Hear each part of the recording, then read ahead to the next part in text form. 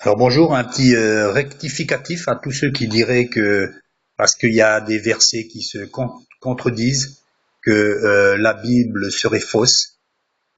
Certains docteurs, ils se prénomment docteurs, diraient que bon, dans Jérémie 36:30, on avait prophétisé que Joachim serait le dernier roi de Juda et que il n'y aurait personne après lui qui monterait sur le trône. Effectivement, dans 2 Rois 24:7, son fils est quand même monté sur le trône, mais bon, pour 3 mois.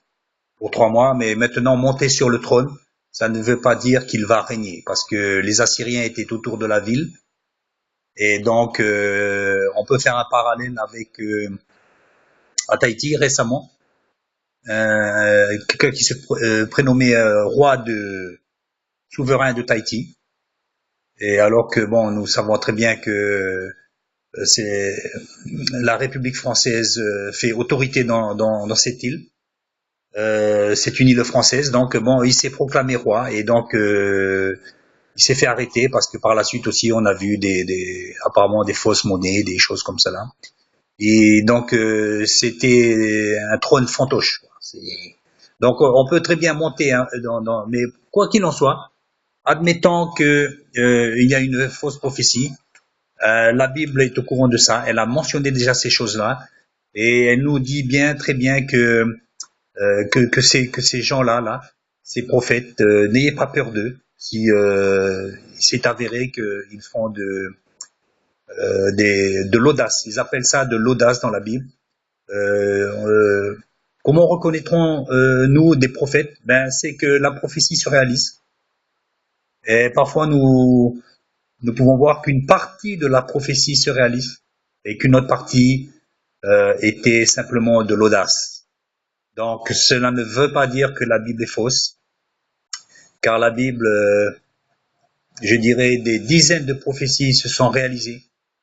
Et le Coran, aucune prophétie, parce que le Coran, c'est un livre de combat. Vous voyez le mot combat, je pourrais pouvoir dire que c'est des centaines de fois où le mot combat est utilisé. Donc, le mot islam aussi veut dire soumission. Et je sais que beaucoup de gens qui cherchent la vérité euh, ne se laisseront pas tromper par ce livre. Ne faites pas de ce livre comme une référence ethnique, comme si les Blancs avaient la Bible et les Arabes le Coran, parce que même chez nous, Européens, nous avons des livres, des faux livres. Donc nous avons épuré nous-mêmes aussi la Bible avec des livres que nous avons appelés apocryphes, et vous devriez faire pour vous la même chose pour vous qui vous dites islamiste, car beaucoup de choses sont à revoir dans ce livre.